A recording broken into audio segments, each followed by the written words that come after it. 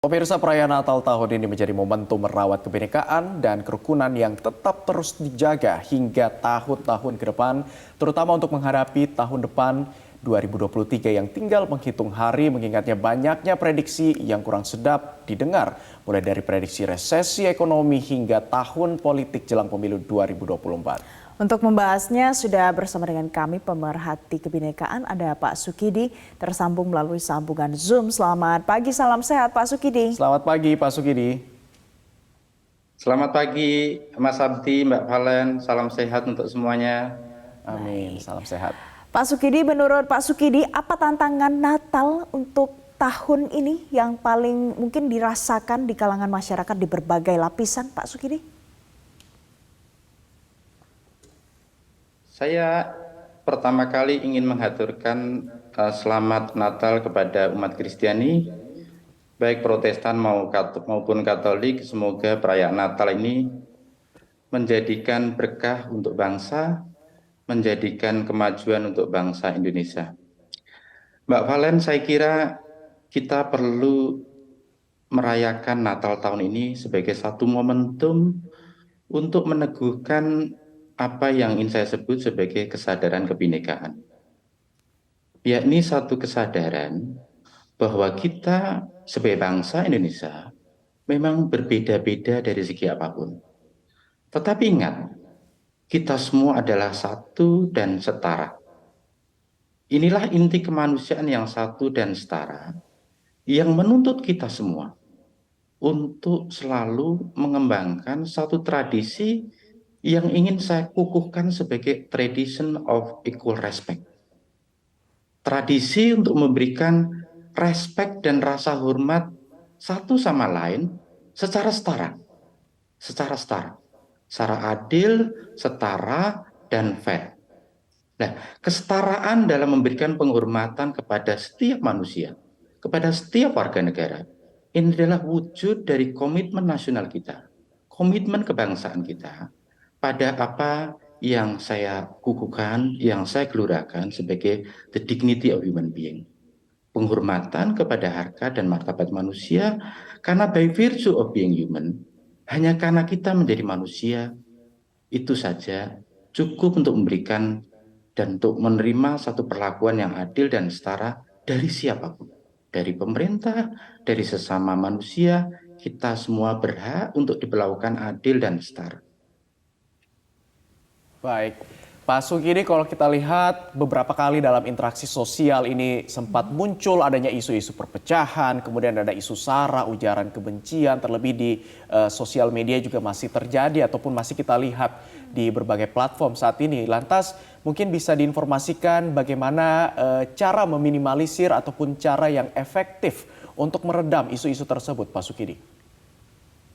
Pertanyaan menarik sekali.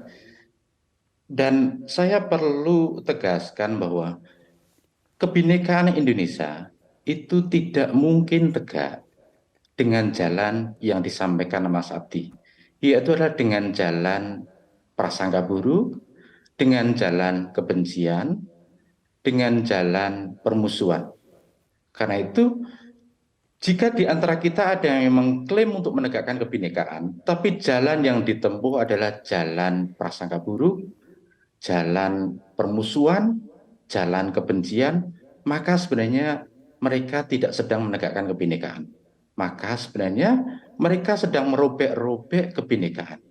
Kebinekaan hanya mungkin tegak berdiri jika jalan yang kita tempuh adalah jalan persatuan, jalan loving kindness, cinta kasih, dan jalan compassion to all, kasih sayang kepada semuanya. Dan inilah pelajaran terbaik yang kita petik dari Yesus yang selalu memberikan kepedulian kepada semuanya. Merangkul pada mereka yang disebut sebagai pelacur, sebagai orang yang berbuat dosa, itu semua dirangkul. Bahkan memberikan kasih sayang kepada mereka yang memusuhinya. Oke. Karena Yesus memiliki satu kesadaran kebinekaan yang cukup baik bahwa kebencian, kekerasan tidak bisa dilawan dengan kekerasan dan kebencian. Kebencian hanya mungkin berakhir kalau kita memberikan satu komitmen pada kasih sayang. Karena itu satu diktum, satu ajaran yang begitu terkenal, populer dari Yesus adalah kasihilah musuhmu. Kasihilah mereka yang memusuhimu. Ini satu ajaran luhur yang kemudian membuat Yesus seringkali dipersepsikan sebagai seorang ahimsa. Seorang yang menegakkan kasih sayang di tengah kebencian, di tengah hatred, di tengah apapun. Karena itu spirit kasih sayang ini harus menjadi satu etika moral, etika kenegaraan, etika kebangsaan untuk kita maju bersama. Agar kita semua selalu berpegang teguh pada the ethic of compassion and the ethic of humanity untuk memberikan penghargaan kepada sesama manusia, untuk memberikan kasih sayang kepada sesama manusia. Baik, Pak Sukidi, bagaimana caranya supaya cinta kasih dan kasih sayang ini untuk kita gunakan di dalam kehidupan berbangsa dan bernegara ini bisa digunakan sebaik-baiknya untuk momentum di tahun depan, karena kita tahu ada banyak prediksi soal resesi ekonomi, kemudian ada tantangan pemilu 2024 juga, dan nantinya pasti ada potensi juga muncul ketimpangan sosial dan juga ekonomi di kalangan masyarakat. Itu pertanyaan menarik sekali. Saya ingin menegaskan satu hal terkait dengan pertanyaan itu bahwa kita semua harus sadar bahwa sebagai bangsa kita hidup dalam satu fase di mana kita saling bergantung satu sama lain. Dan ini persis yang dikatakan Bill Gates bahwa we are all connected to each other. Kita semua saling tergantung, terkait, terikat satu sama lain. Prinsip saling kebergantungan ini menuntut kita untuk selalu memberikan kepekaan dan rasa simpati kemanusiaan. Sebagai bangsa, kita tidak mungkin berdiri tegak secara setara kalau saudara-saudara kita hidup dalam kemiskinan.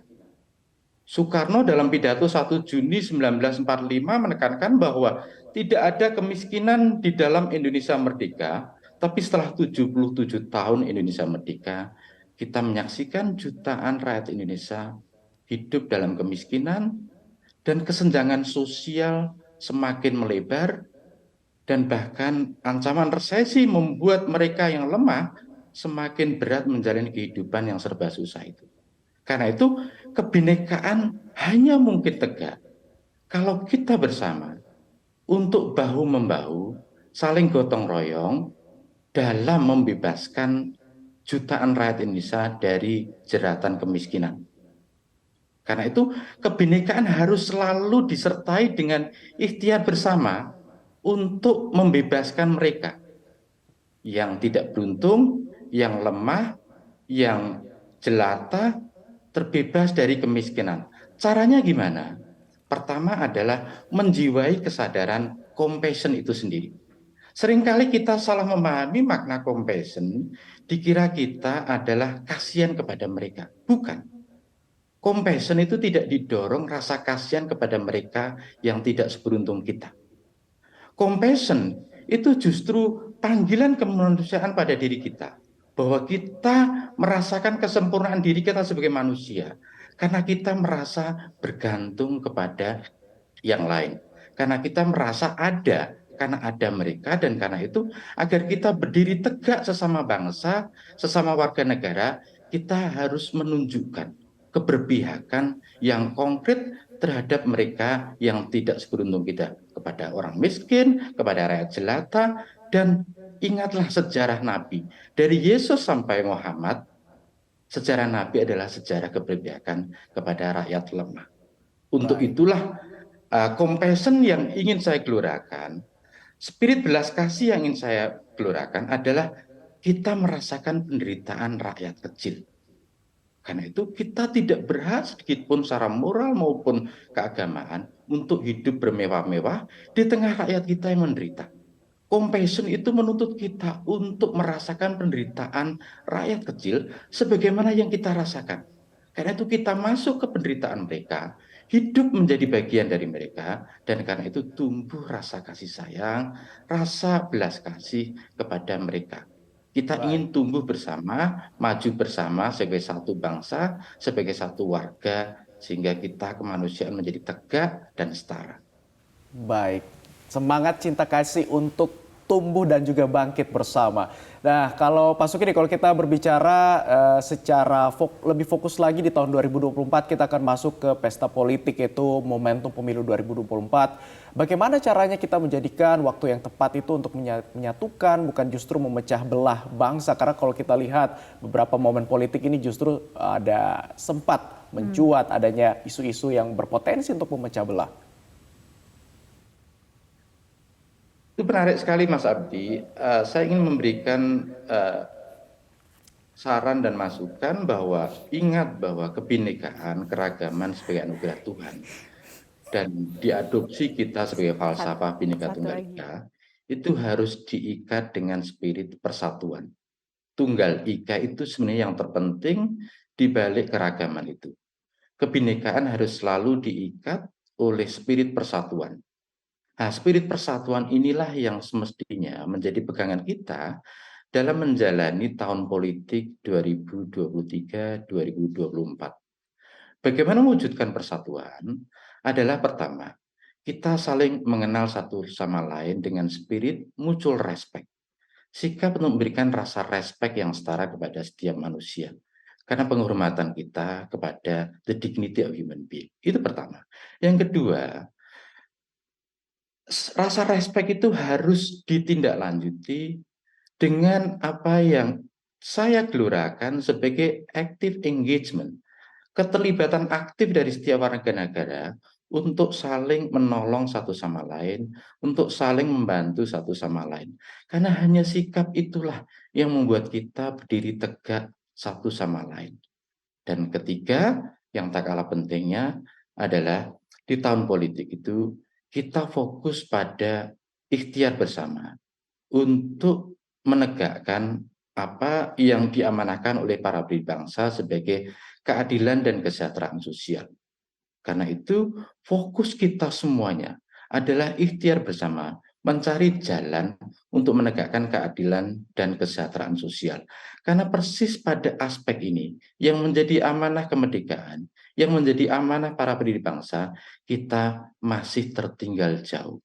A gap, jurang pemisah antara kaya dan miskin semakin lebar. Dan karena itu pemimpin dituntut untuk memberikan ide terbaik terkait dengan bagaimana mengatasi kesenjangan dan bagaimana memberikan satu keterlibatan aktif kepada mereka yang menderita, yang lemah, yang tidak seberuntung kita. Dan itu hanya bisa ditempuh dengan ide, dengan program, dengan pertukaran gagasan yang akhirnya tercipta satu konsensus nasional tentang bagaimana membebaskan rakyat Indonesia dari jurang kemiskinan, dari jurang kelaparan, dari jurang kemunduran itu sendiri. Baik. Baik, terima kasih Pak Sukidi untuk banyak sekali insightful yang luar biasa tentunya ya dalam memanfaatkan momentum Natal ini tidak hanya untuk kita berdua tapi juga bagi pemirsa di rumah. Terima kasih Pak Sukidi, pemerhati kebinekaan sudah bergabung bersama kami pagi hari ini di Metro Pagi Prime Time. Salam sehat Pak Sukidi.